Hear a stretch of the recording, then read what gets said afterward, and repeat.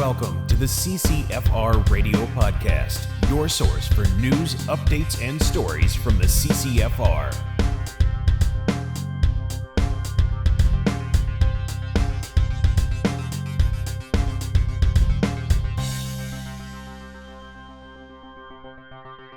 Hey everybody, welcome to episode 187 of the CCFR Radio Podcast. I'm your host, 𝐿𝐿𝐼. Thanks for joining me again today on the show. It's going to be absolutely massive. So you may have heard that we did receive a decision from the Federal Court of Appeal on our huge lawsuit against the federal government. I have that decision and some early insights because I just received that decision literally an hour ago.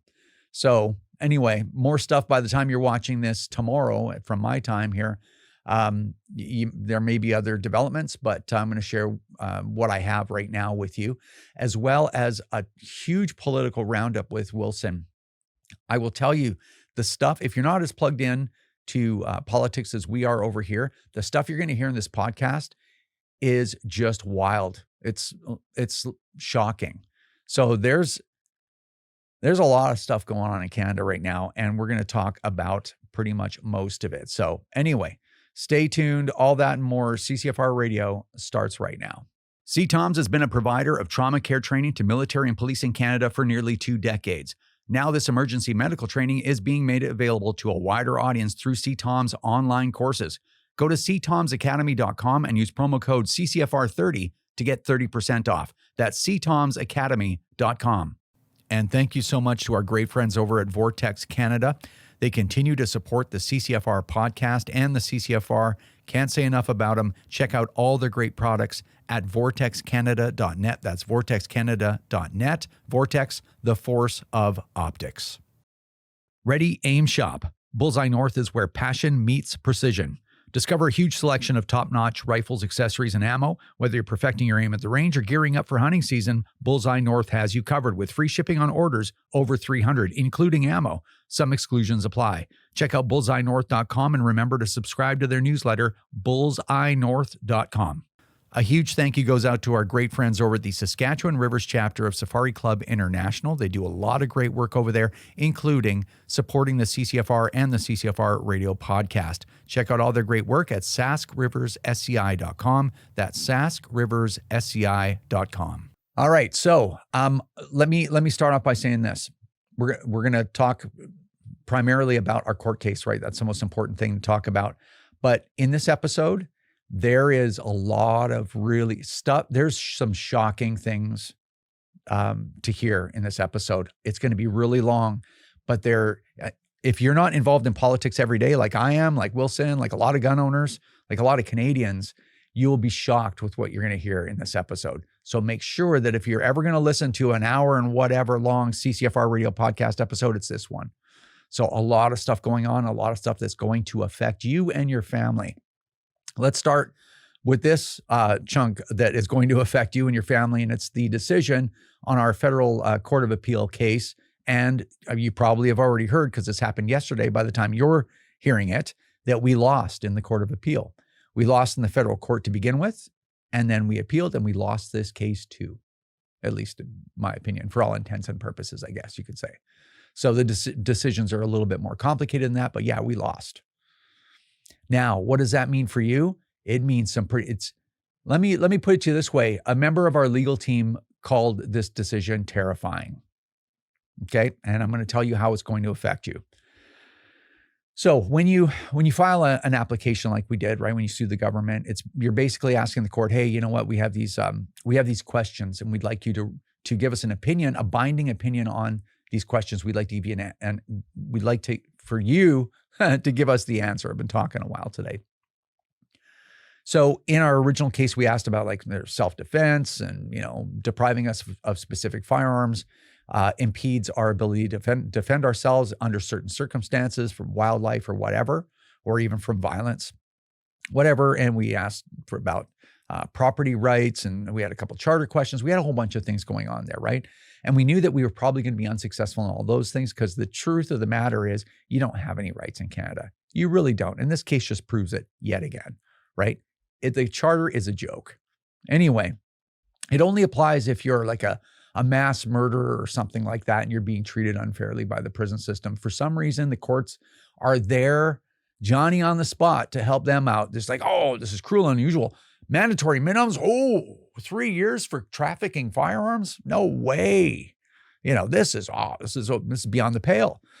So anyway, but seems like, but there was one really important aspect of this case they were very interested in, and it was the government's ability to ban guns using OICs that had carried consequences like billion-dollar consequences, and the loss of the unreasonable seizure of property from licensed gun owners, like law-abiding, tax-paying, responsible, the best citizens in the country. They would have their property taken, and the government would offer basically no explanation for that, using an order in council, which they were never meant for those kinds of things. And how that was formulated is in the criminal code. There's verbiage in there that allows the government to classify firearms into one of the three classes. And so the government can essentially ban guns, any guns it wants, by reclassifying them to prohibited, right?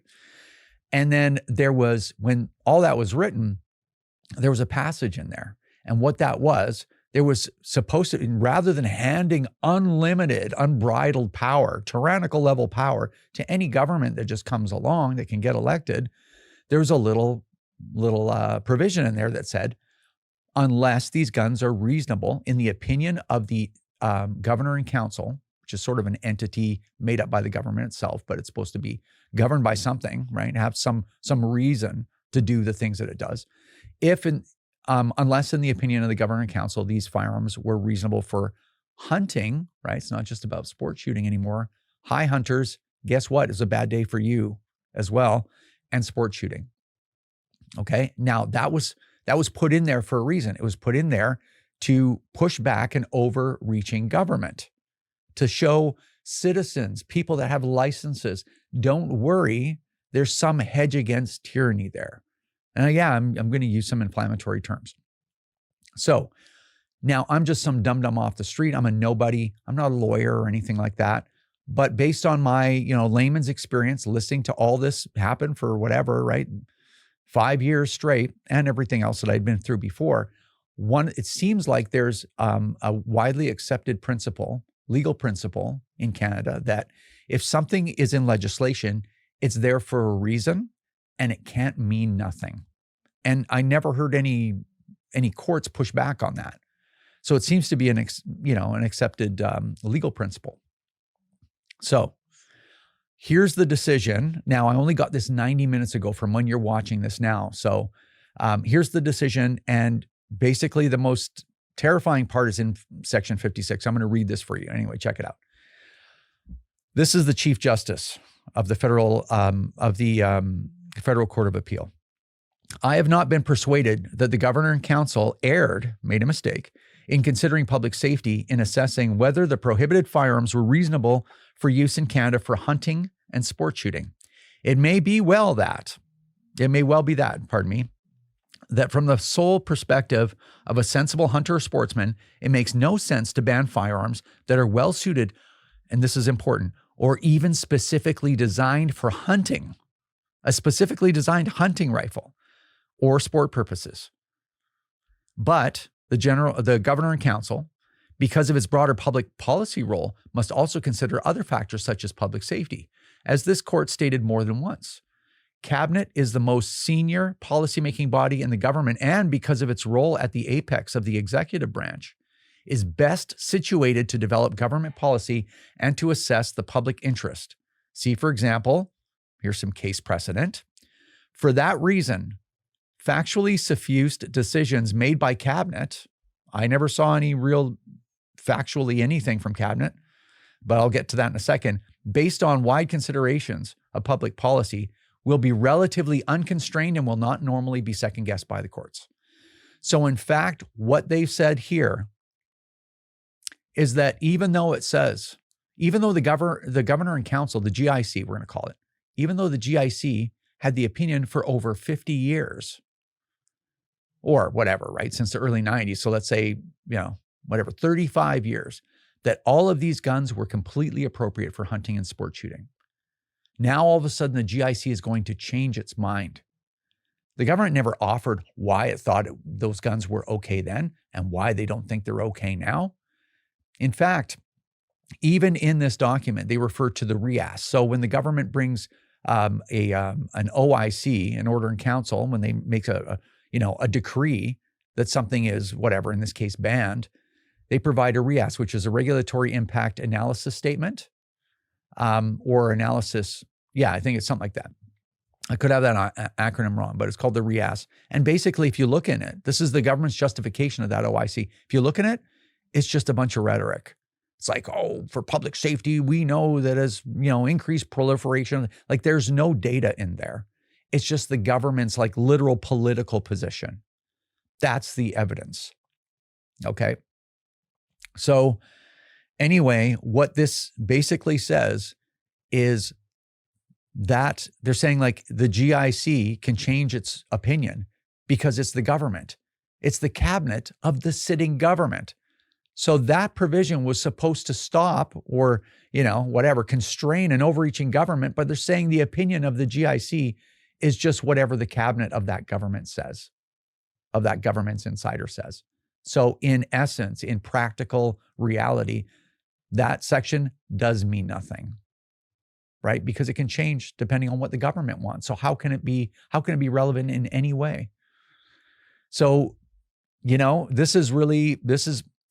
and again, this all goes back to the government's use of an order in council, just a little legal instrument. No legislation, no debate, no input from opposition parties, no input from Canadians, no nothing. It's an executive order to launch something like this buyback at whatever it's going to cost, $10 billion, and destroy the relationship that probably 1 million Canadians have with their government, at least so far, because they haven't gotten all those semi-autos yet, or all those semi-auto 22s that they banned, or all those bolt actions that they actually banned. Not all of them, but some of them. And all the shotguns, not all, but some that they banned. Once they roll that out, and Mark Carney just made his policy on guns, just released that policy. He's moving forward with the buyback. Once they get that rolling, why wouldn't they take handguns too? If they were going to do all that and spend the whatever, $5-10 billion to do it, why wouldn't they include handguns? And that's an easy sell. I think they were saving it, right? They're like, hey, this is an easy sell, red meat for the base, right? We could get elected another time, a 6th time, by throwing that at the base. Hey, you know what? Almost all of the firearm-related violence in Canada is committed with handguns. Why should anyone own a handgun? They're only designed to kill. We're going to grab those too. Liberals go, yay, right? Why wouldn't they do it? And then once all that's gone, they got no more red meat for the base. What's next? Well, they don't want you, for some reason, they don't want you to have guns, right? They don't want you to have guns because nothing was going on in 2014, let's say, before the Liberals showed up. Safest Canada's ever been. Lowest firearm-related violence numbers the country's ever seen since they started keeping numbers on those kinds of things. There wasn't a problem. So what are they going to do? What do they got next? High-power sniper rifles and their variants. That some people are using these high-power sniper rifles for hunting. Some people, they're military weapons like the Remington 700, otherwise known as the M24. The Lee Enfield, designed specifically for the battlefield. The 1908 Brazilian Mauser, specifically for the battlefield and all of its variants. Why wouldn't they start chipping away at that? Why wouldn't they ban them all? They could get every gun out of Canadian hands. Maybe you get pellet guns under 500 feet per second. Why wouldn't they do it? It's red meat for their base. Anyway, this was a big problem for everybody. And anywhere else where this kind of thing shows up in law, this precedent says, hey, the courts will not interfere with governments that want to overreach for anything. So anyway, I know I've been talking a long time, 11 minutes, but it's important that you understand kind of why this is really bad, not just because we lost. There was always a chance we were going to lose. And that doesn't mean we shouldn't fight because there's a chance you're going to lose. It's funny because, of course, you're going to have the anti-gunners jumping up and down. Look, see, they failed and this and that. It's like, well, that's no excuse not to fight, right? We made them fight for every inch. We took it to them. We filed 3 injunctions. We, deposed every single witness they brought forward. We fought them we took it to the Court of Appeal. While everyone else threw up their hands and ran for the exits, we stayed in there and fought just like we said we would from day one. I do not regret fighting these people, and we're not finished fighting them yet, especially right now. We need to focus on the election because that's going to determine everything. Even when we filed this, it's like you litigate till you can legislate. We were going to fight them and make them fight for every inch right up until we could get the government changed to a more favorable government. Because of the whole time, as we said, the solution to our problem is a political solution. That's why we had to become more political rather than just educational or public relations. That's why we got dragged into this here, because that is the only real medium-term solution to our problem. Because in Canada, this whole fight, if we get the Conservatives and all this stuff goes away over the course of 8-9 years, the next generation will have to fight again, because that's how our system works. The government has supreme power in Canada, and nobody's going to stop them unless they have unless the court seems like, unless they have a political reason to do it. I don't know. It's pretty interesting, but I'm not sorry that we did this. I'm absolutely happy that we did. I felt bad about this for about 120 seconds, but I don't have time to be like, oh man, it would have been great to have a win. But yeah, sure, it would have been great. But you know what? I got something bigger going on, and that's an election. And so if this bothers you, and it should to some degree, take that energy and go volunteer for your local conservative EDA. Get out there, grab 20 people and take them to the polls. Use this for motivation and continue to fight. You should fight even harder because of this. So, and if we lose the election, then fine. We'll have another chat and figure out where we go from there. But that doesn't mean that you get fatigued and upset and defeated and dragged down when you're like literally 10 days from the finish line. To find out whether you're going to win this race or not, you need to put your foot to the floor and don't let these people break you. All right? Okay. Couple of, sorry that was so long, man. Just maybe it was therapeutic for me, right? I had to get that off my chest. Okay, a couple of things I just want to mention before we bring Tracy on. I do want to send out a shout out to everybody over at Wild TV. Wild TV has been playing our commercials, same thing with Sportsman Channel. And these were the Get Out the Vote commercials.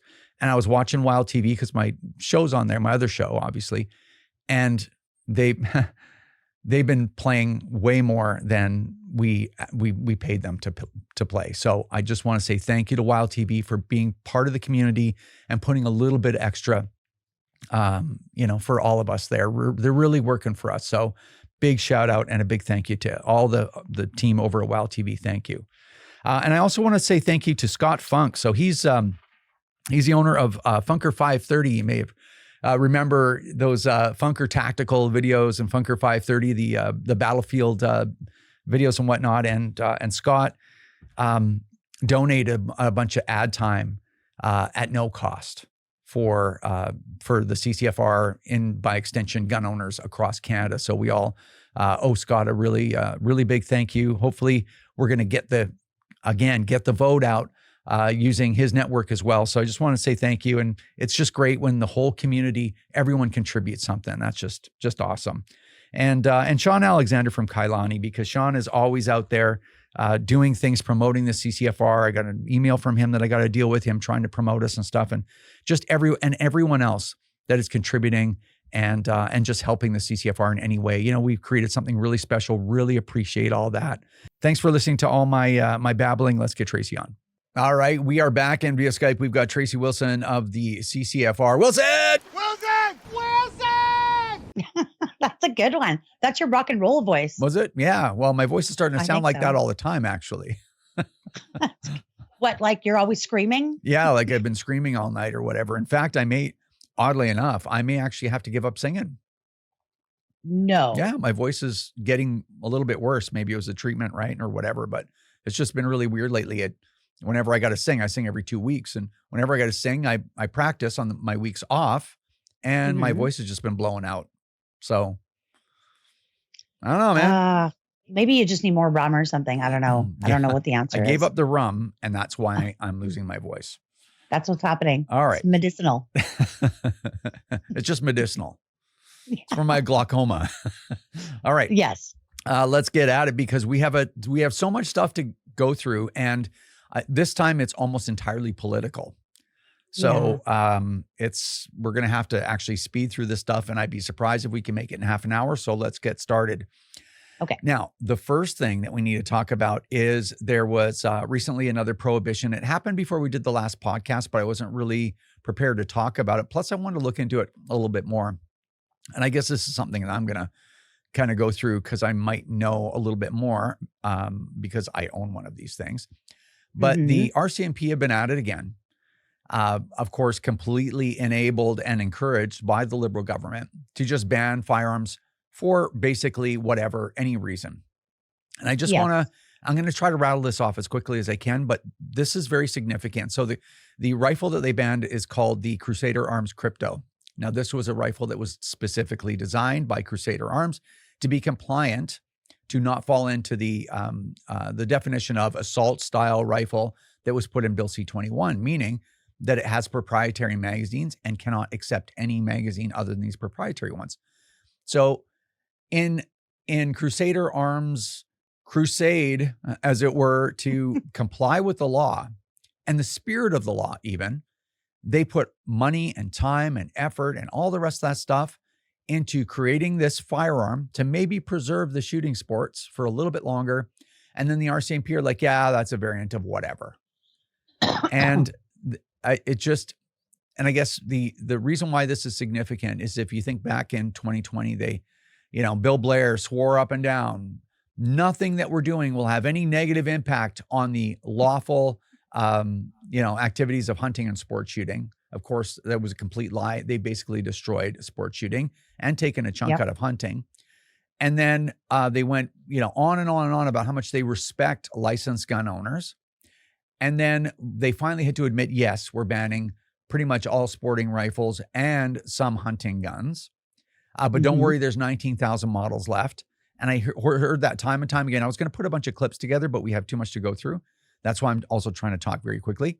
Oh, 19, don't worry, just replace them. And every time you would go out and replace them, and many, probably 100,000 gun owners know this, every time you go and replace them, they would ban it again. They'd wait a while, wait till everyone spends their money, ban them again. And of course, their position is, serves you right for believing anything that we have to say.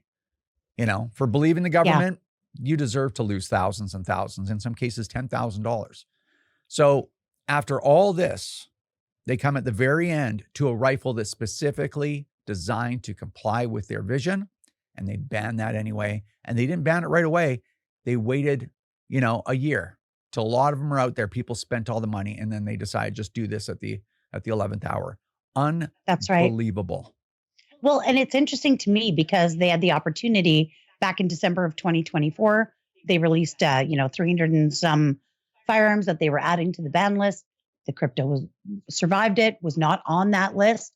Then March 7th, they did the same thing, another 179 models. Again, the crypto survived that too, was not on that list. And then here they come along, don't announce it to anybody, and ban the C-21 compliant Canadian-made rifle.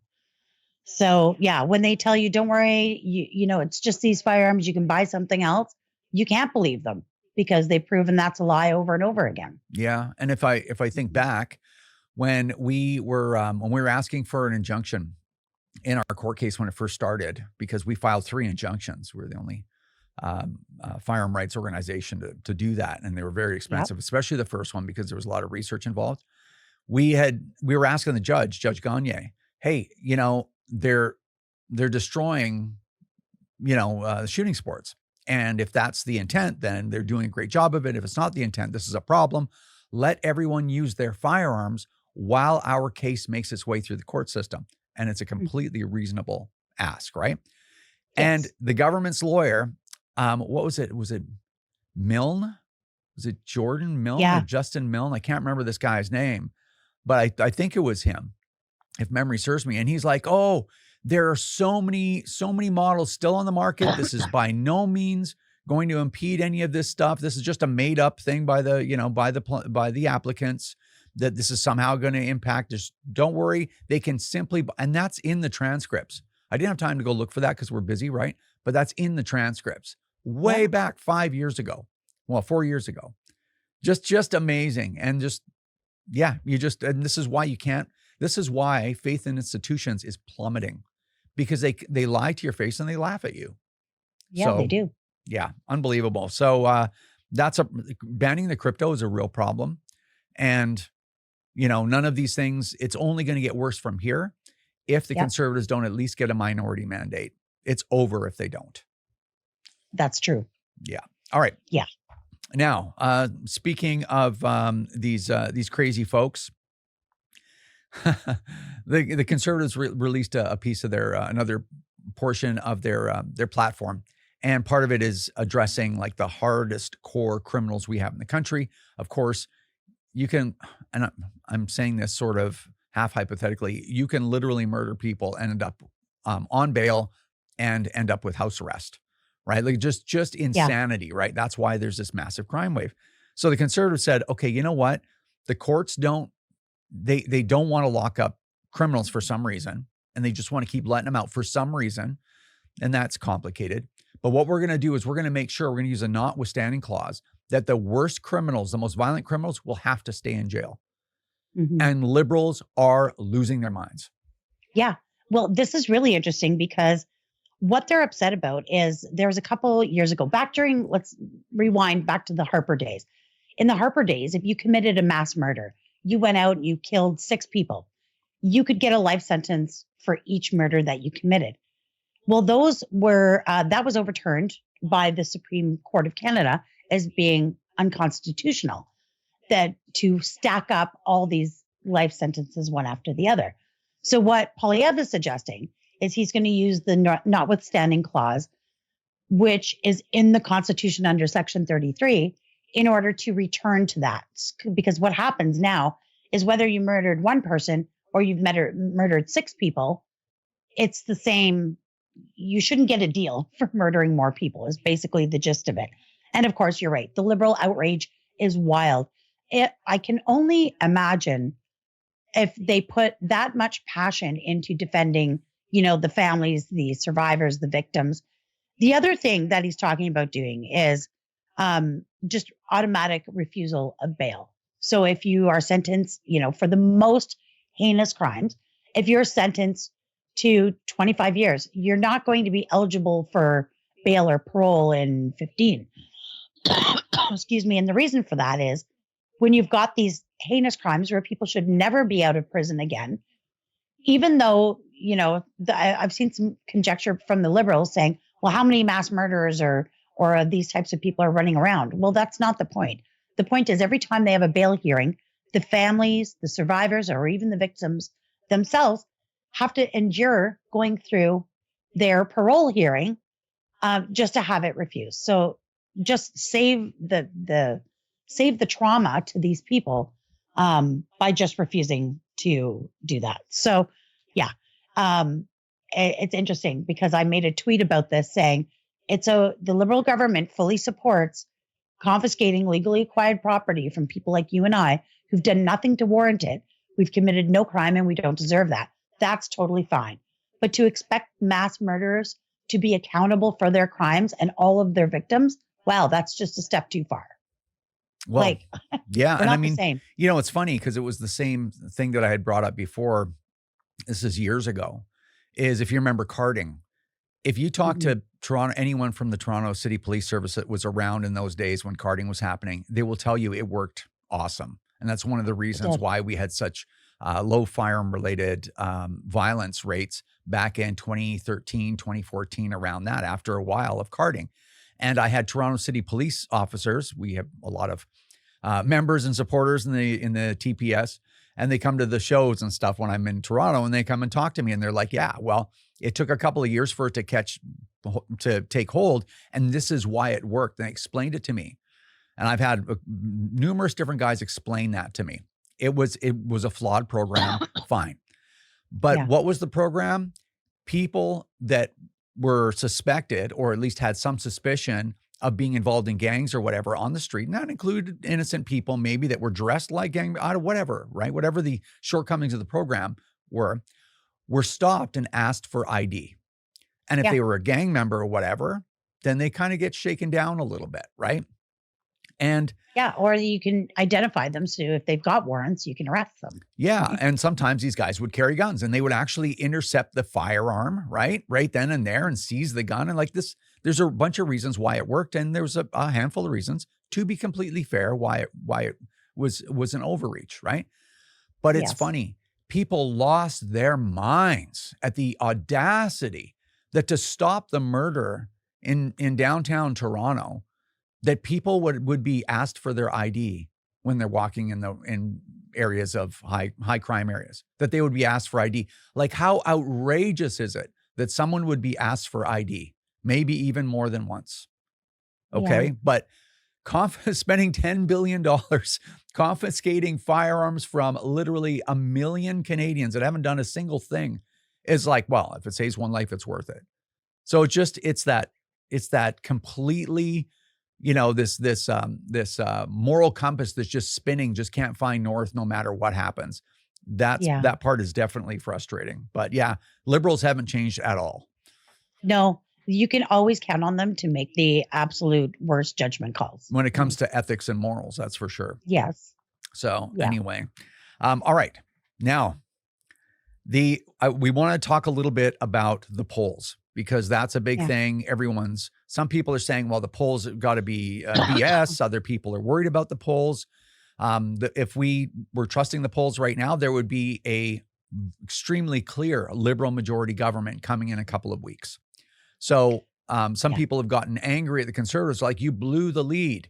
Well, you've done a lot of research on this, and why don't you give us your conclusions on whether or not the Conservatives have blown this lead? Yeah, well, you'll remember back 3 or 4 months ago, the tables were flipped completely. The Conservatives were polling for like a super majority, polling really high. The Liberals, I think, were fighting over 4th place, right? So yeah, everything has changed around. Now, has Poilievre blown his lead? No, his numbers have been stable. They've maintained throughout. What's changed is the complete collapse of the other parties, like the NDP and the Bloc. And interestingly enough, on CFRA, they were talking about that, because I think one of the pollsters had the Conservatives polling at 39%, and I think the Liberals at 43%. It's all relatively around the same numbers. Some are a little bit higher. But for the sake of this conversation, they had the Conservatives at 39%. And Bill Carroll said, if you go back in history to 2011, when Stephen Harper won a Conservative majority government, he did it with 39%. Like, in any normal situation, 39% is a majority government. But because of the absolute fallout from the NDP and the Bloc polling so low, and the Liberals being able to pick that up, that's why they're polling so high. So Poilievre hasn't blown anything. It's, if anybody, we can once again thank 𝐥𝐞𝐠𝐚𝐥 for completely sucking, because that's why we're in this position. So, I'm not one of those people that says the polls are fake, or do you believe them? I mean, if I believed them 3 months ago when they were in our favor, then, I have to believe them now. But the poll that matters most, and this is true until the end of time, is the voting booth. That is the poll that matters the most. So it's easy to answer a poll. And, I think some of them are weighted a little funny, but it's easy to answer a poll saying, yeah, you got my support. I've been door knocking. People are like, yeah, you got my support. Does that translate to an actual vote? Because it doesn't matter how you answer a poll. It doesn't matter how you answer a door knocker. It doesn't matter if you have a lawn sign in your yard. If you don't go and vote, it's completely meaningless. So the get out the vote will be the key to any chance of winning this. And there is absolutely a chance of that happening. We've also got the debates this week. So yeah, there's a lot up in the air. But no, Poilievre has not blown his lead. His numbers have stayed relatively stable throughout. It's all the other numbers that have gone crazy. Yeah, well, and leave it to _𝐥𝐞𝐠𝐚𝐥. He would have been the official opposition had he pulled the pin, but he held out for corruption. He held out for his pension. And now that that's all over, he actually destroyed the NDP, like decimated the party, like down to 6%. Decimated. He's going to lose his seat. Yeah. too. Even Mhm. even when he is blowing himself up politically, he actually finds a way to wreck it for everybody else still. He's still somehow helping the Liberals, even in his destruction of the NDP. Isn't that interesting, hey? Yes, he's still helping the Like Liberals. just pure In fact, we toxicity. can directly thank him for this. Yeah. Like in his success and his failure, purely toxic to the average Canadian, whether they know it or not. Yeah. Anyway, oh, what a disaster. He's like the anti-Forrest Gump. Remember the movie Forrest Gump, where everything he touched turned to gold, everything worked out? 𝐥𝐞𝐠𝐚𝐥 is the opposite of that. Like literally Canada's biggest failure. Yeah. Yeah. Everything he So. touches turns to poop. Yep, sure does. Anyway. Oh man. I don't know how the NDP, you know, like just the party faithful have not just lost their minds looking for a leadership review. Even like 6 months ago. I just even imagine being like an NDP MP. I think of our friend Alistair McGregor quite often and wonder, like, deep down, what's he thinking? Like, I don't know, man. Alistair McGregor. He supported him right through it all, and look where you are now. Well, he's no better. Anyway, okay, let's move on. Now, speaking of things that don't make a lot of sense, it's you as I'm sure people know, you pay a lot of attention to what's going on politically. I do as well. And because now is for this is for all the marbles, right? Yes. And man, you know, you wonder why people get the feeling like the system's rigged. And as I said earlier, why people have lost all faith in institutions. It's not for no reason. There are completely overt, demonstrable reasons for this collapse in confidence. So I've got a whole list we're going to go through as quickly as humanly possible. But if you look at the cheating and the skullduggery, for lack of another word that I would rather use, that the Liberals are engaging in, not only the Liberals, but the bureaucracy in Canada, the legacy media, like all of them are in the tank for Carney, and you can see it. It's in front of your face. So the first thing is this whole stealing and defacing and destroying candidate signs, conservative candidate signs. So you see this usually in every election. There's a little bit of this, but it has been on all sides insane. Yeah, you see it from both sides, but it's been absolutely insane in this election. And my favorite example is there's an Ottawa area, not an MP, a conservative candidate in Nepean, which is kind of a western suburb of the city of Ottawa, Barbara Bell. And Carney parachuted himself into that riding after getting rid of Chandra Arya, which you remember, we've talked about it before. So she's part of the Nepean Conservative Association. Obviously, they've been putting out their election signs. You know, they went from what was a regular campaign. It's been blown right up because now she's running against Mark Carney. But these campaigns keep stuff, you know, election after election, they put it in storage. There's a lot of money invested into installing these signs. Literally thousands of signs go out.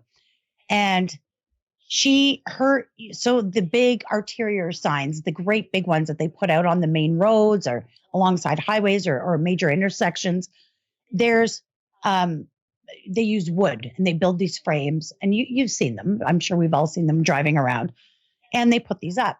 Well, because those get reused election after election, the Nepean Conservative Association paints the tops of their pieces of wood conservative blue, and they label it with NCA, Nepean Conservative Association. So she's noticed that a lot of her signs were missing, gone, and upon further closer inspection, they not only are ripping down the conservative signs off these wooden frames, but they're stapling up Mark Carney Liberal signs right over top on her wood, which is crazy. So there's been a lot of that. Another area that's been really, really hard hit and really bad for that is another Ottawa riding, Ottawa South. He's running against David McGuinty, public safety minister. And that's been absolutely wild. The vandalism. There's another riding where there's a viral video going on where they caught a protester, you know, going around smashing conservative signs, just totally out to lunch. Yeah, it's pretty bad. I've been door knocking myself, and we go in pairs. It's simply not safe because you come across an angry leftist voter, and yeah, it's scary. Yeah, so the sign thing is big. I mean, there's even a sign in my little town that got the conservative sign. They cut the middle of it out, which of Yeah. course our candidate Brad Viss made a joke post, stuck his stood Stuck his behind the head sign through so the his face was sticking out of there. I'm still here, kind of thing. And now they actually Yeah. found the piece and taped it back in, and but that's only the tip of the iceberg, because Mhm. then you have the button scandal, Oh, where yeah. liberal operatives were handing out Trumpy kind of style buttons at Yep. conservative events. And Mhm. of course, they're caught. And They're caught. yeah, and then Mark Carney's like, "Oh, I've reassigned them." It's like, what? You know? Yeah. And of course, when Paul Chiang was caught, encouraging people to turn in a guy to the Chinese embassy for a bounty so that he could be shipped back and probably executed in China by the ruling party there, he didn't even fire him. Like this, like corruption and ethical misconduct is completely fine, and it's alive and well in the Liberal Party, by the way. Yeah. And then you have Debates Canada, or Canada Debates, or whatever that agency Yeah, is the called. debate commission. Debate Commission. Yes. And now they've broken their own eligibility rules Yes. that you and I were talking about this earlier, that may have been put in there to keep the PPC out.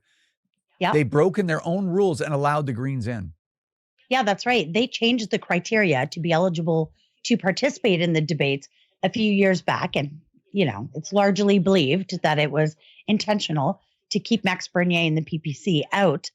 But the Green Party, there's a couple of criteria. You have to have a certain amount of polling, like you got to poll a certain amount. And anyways, the Greens are polling way below that. So by their new rules that they implemented, they changed to keep the PPC out. If they were following that, then the Green would also be ineligible.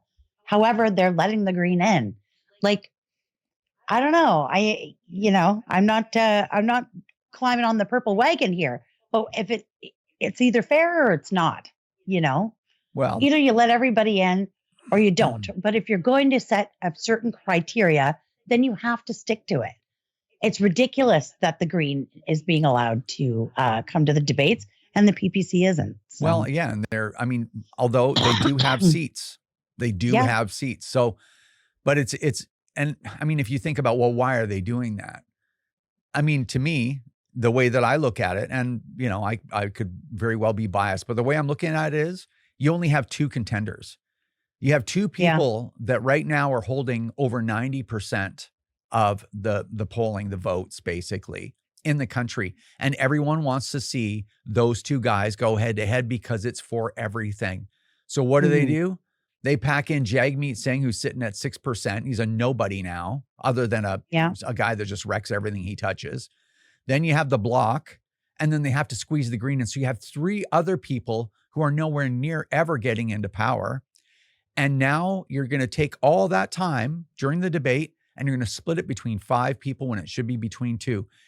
And there's only one candidate that helps.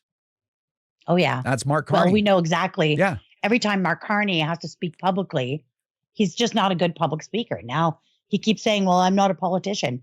Well, this is a political job. Maybe having somebody with some experience is what's required. There's a huge difference between them. And there's been a lot of talk lately about Mark Carney sort of being sheltered and kept aside. As long as he's not talking, he's not screwing up. So, yeah, I think the whole thing is intentional, and it's frustrating because it's just, you just can't have a nice, clean system, right? Yeah. Yeah. They can't fight fair at all. And I mean, I don't know, whatever. But wait, I know. We're not done yet. And then, of course, you saw this letter that apparently has been circulating around by someone in the bureaucracy at Corrections Canada that are getting out the vote and influencing the vote of prisoners, of people in federal penitentiaries. So yeah. I mean, so you Larry can tell us about posted this, and he's a former Crown prosecutor, really really solid guy. And when I saw this, I was like, what?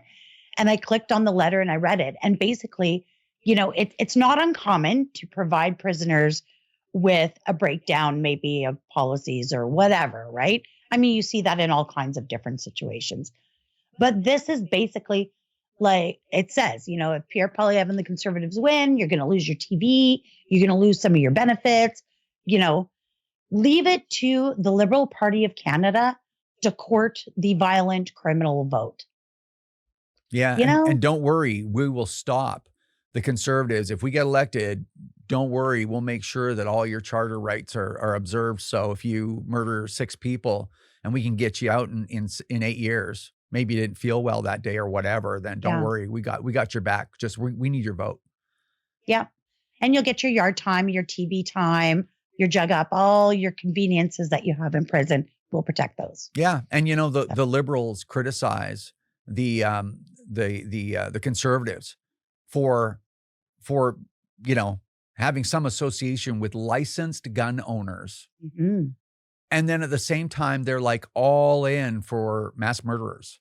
It just oh my God. Like I mean, why don't, it would just be great if they made it just a little bit more difficult to not pull out the big sheet of tinfoil.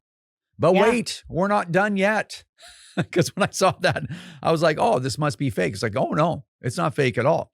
But wait, if you look at the mainstream media, and one of the biggest stories, like Mark Carney has, since the second he showed up on the scene, he's been caught in some very major lies, like big lies. If Poilievre was caught like that, the media, it would be in the media cycle for 10 days.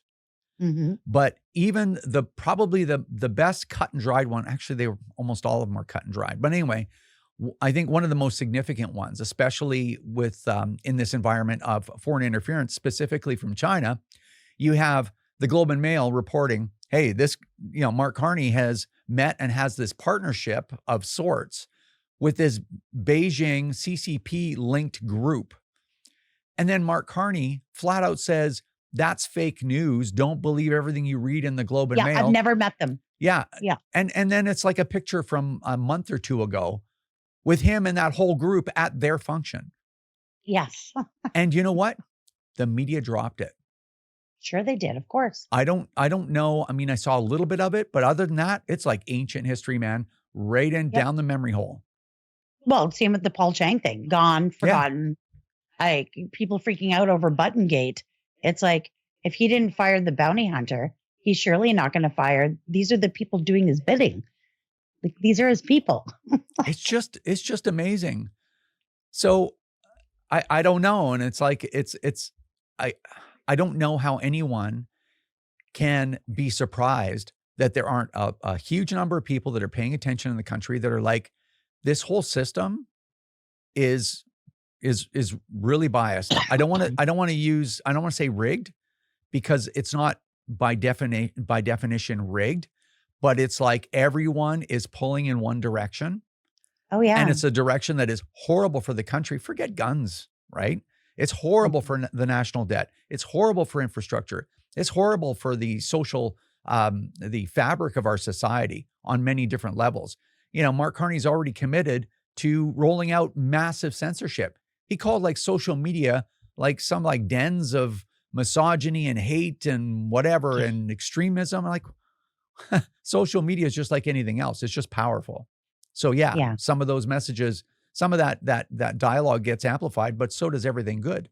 You reconnect with people you haven't seen forever. You keep relationships that you could normally not keep without that platform. Anyway, so it's just amazing. But wait, we're not done yet. Ex-RCMP officer, prime ministerial, as far as I'm understanding, prime ministerial protection detail member / vice president of the National Police Federation. That's the union that represents all frontline officers of the RCMP, Pete Merrifield, and an associate of his came out with an open letter to an enormous scandal with national security implications just yesterday. Why don't you give us kind of the rundown? Yeah, that's right. So I've got it right here. I printed it up actually, and it's an open letter that he's written in, and it actually includes, like, he keeps the receipts. There's a whole bunch of documentation at the end to support everything that he says in here. But these are some pretty serious allegations. So this letter is written by Sergeant Pete Merrifield from the RCMP. You're right. And he's all those other titles that you said. And retired Detective Paul McNamara from the Vancouver PD. And, there's been a lot of talk about Chinese interference or foreign interference in our politics. Trudeau said there was 11 MPs that were compromised, I guess would be the word that you could use. Anyways, there's 9 of them listed here. So I'm not going to read the whole letter because it's quite lengthy. But he lists Marco Mendicino, Dominic LeBlanc, Bill Blair, David McGuinty, Anita Anand, Steve McKinnon, Melanie Joly, Arif Virani, and Chrystia Freeland. What's really catches my interest here is all 4 of the last public safety ministers, the very people who have their hands in this gun grab, are all listed in here. They all knew about this. And Mark Carney's been bragging since he became the unelected prime minister about his security clearance. He's got his clearance, and he talks about Pierre not having it. If he received his security clearance and the briefings from CSIS, he knows all of this. He knows these people are compromised, and yet they're all still running for him in cabinet, except for Marco, who he promoted to as chief of staff. So, yeah, it's a pretty wild story. A lot of the YouTubers, I guess you would say, the social media people, they've picked it up, and there's a ton of videos out there about it. Of course, the mainstream media is slow to pick it up, but I do think it will catch on. They're going to have no other option. And I believe there's a press conference coming on Thursday between Sergeant Merrifield and McNamara, the 2 authors of this letter. But it includes a ton of documentation and receipts for proof that they knew. There's a whole bunch of allegations, foreign interference, sitting on arrest warrants, burying evidence. Like, these people in any normal, functioning, proper, democratic country, these people would not only be running in politics, they'd probably be in prison. So, yeah, it's really difficult to not pull out the big jumbo roll of tinfoil at this point, because it is wild. Yeah, well, in a serious country, they would be in trouble. It would take down the government at very least. These people would be in jail, probably anywhere else. But it's Canada, eh?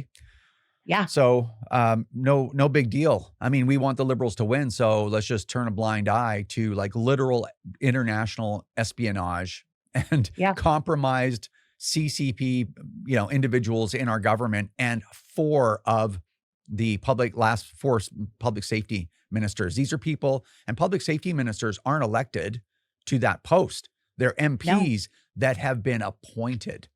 So as you said, just for emphasis, you have all these people being fingered as compromised, like working at some inappropriate level with the Chinese communist government.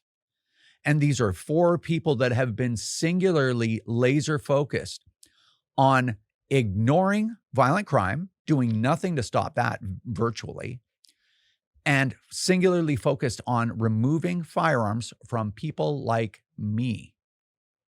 Yeah. Like that, if that doesn't get the tinfoil roll spinning, I don't know what will, because that's pretty weird, don't you think?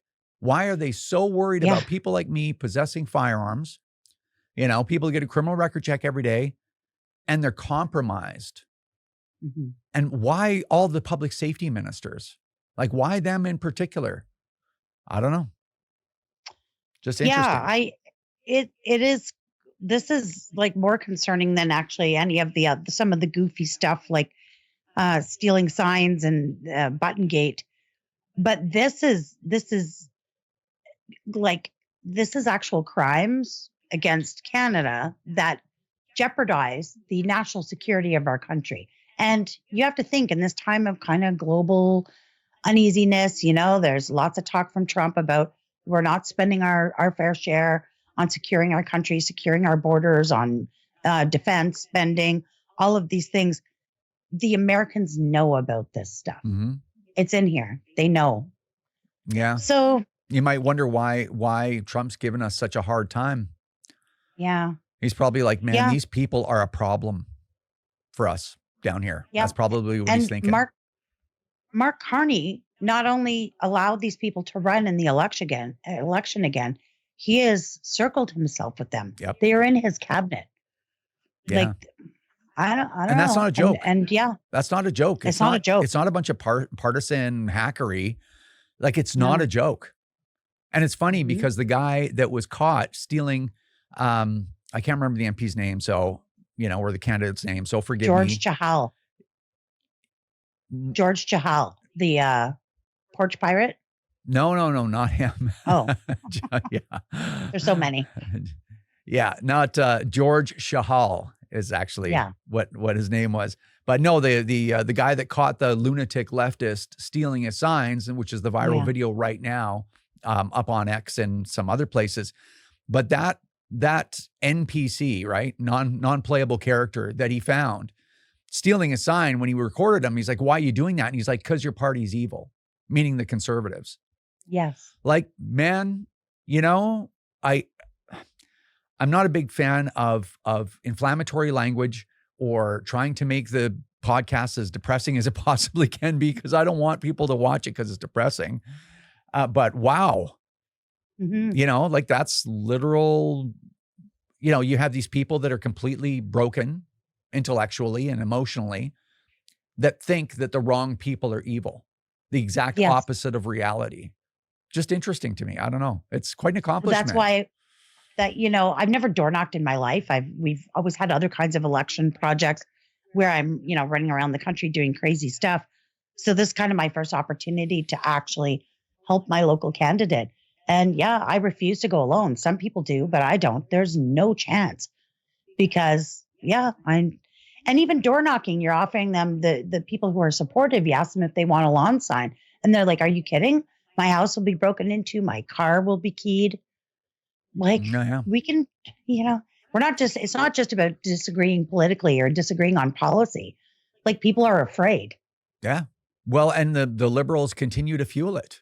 Like, if you listen to how Carney's talking, it's just fear all the time.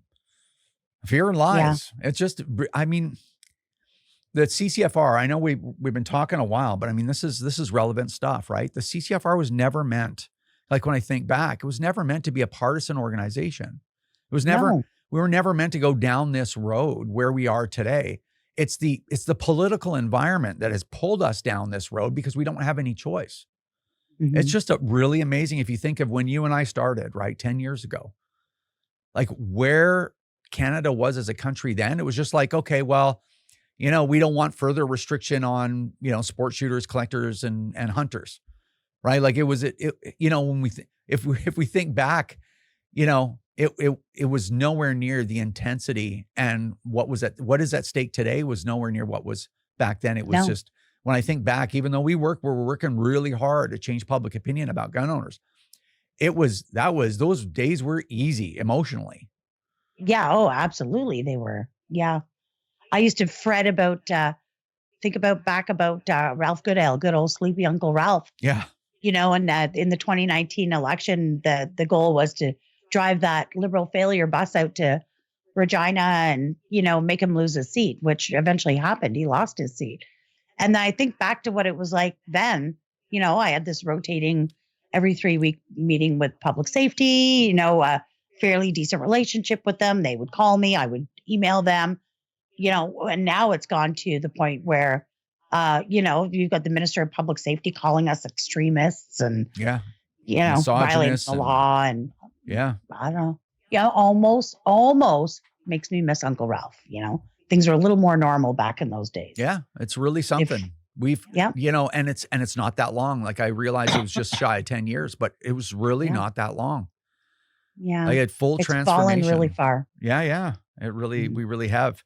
Now, speaking of election stuff, I mean, in the last episode, we talked all about Operation Pitchfork and what it has morphed into. And I think I might have mentioned that we're spending $300,000 or more. It's actually going to line up to around $400,000 of the CCFR spending in third-party advertising on this Yeah. election. And it's funny. Polly was dormant for a while, and so they've chirped up again. Now they're all over Twitter again, on X again, and they decide, and they're trying to provoke us, obviously, right? Yes. So because this is of what they course. do, and so they've been chirping. They're like, oh, haven't heard anything from the CCFR. Like they don't. I guess they have only one internet connection. Maybe it's low speed or something, to match their wit. But anyway, they now they're like, oh, where's the CCFR? They had the liberal failure bus, and they had their brochures. Where are they? And I had to answer them. I'm like, what do you mean, where are we? We are a registered third-party advertiser. We're spending just shy of $500,000 on this election. That's where we are.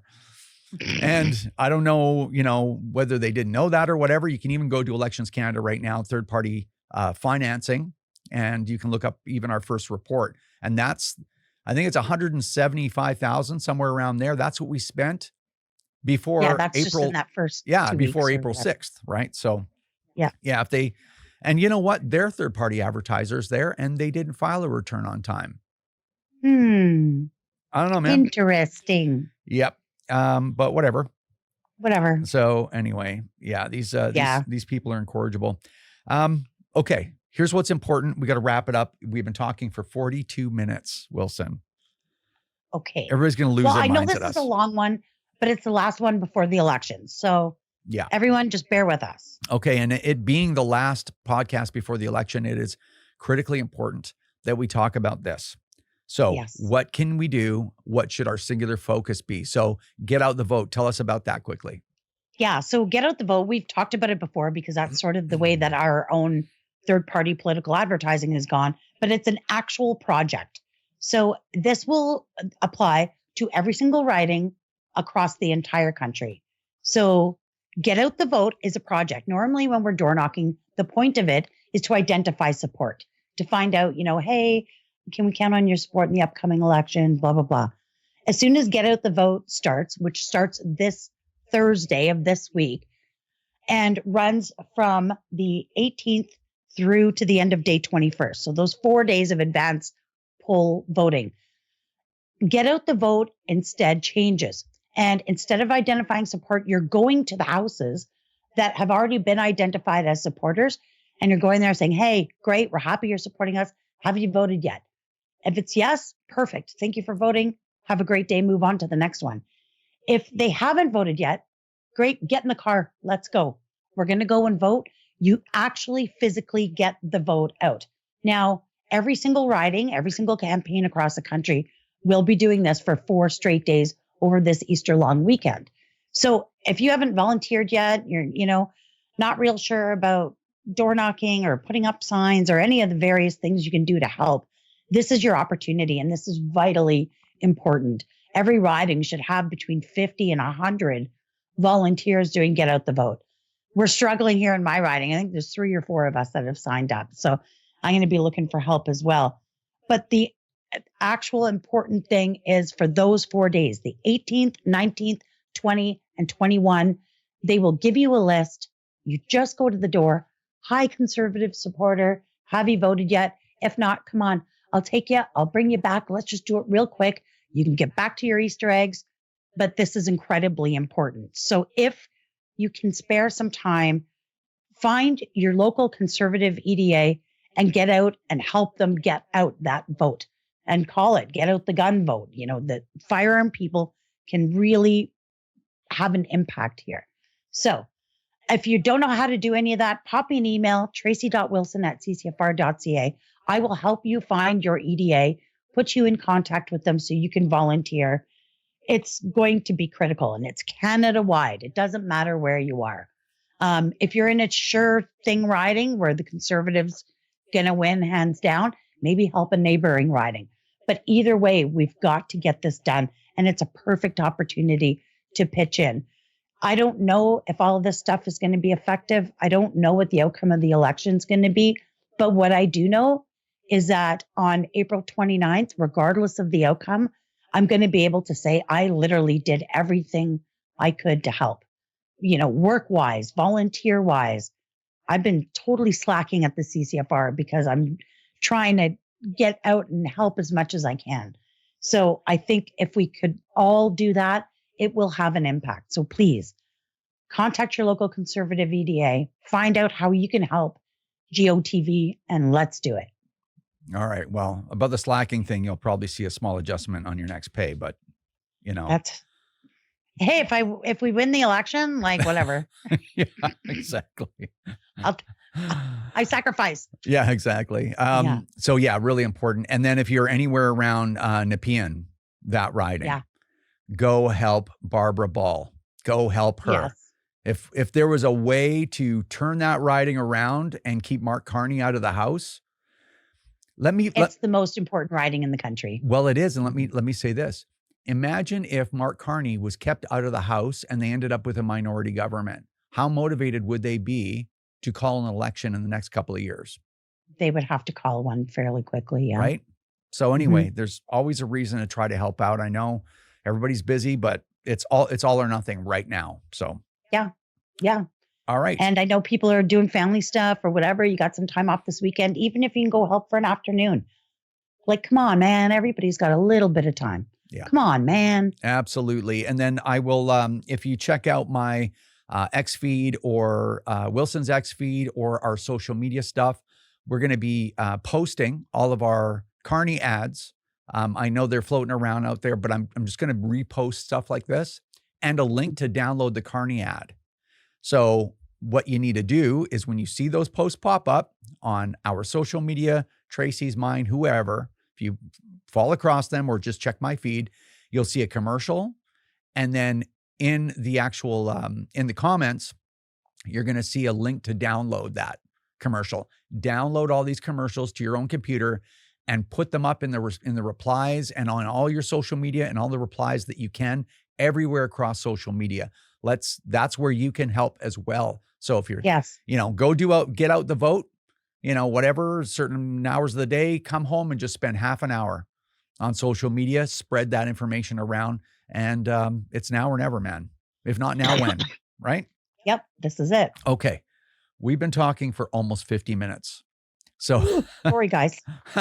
Well, there was a lot of information though, right? So yeah. Anyway, okay. The next time we will see you, we will know whether or not we have a conservative government or a liberal government in Canada.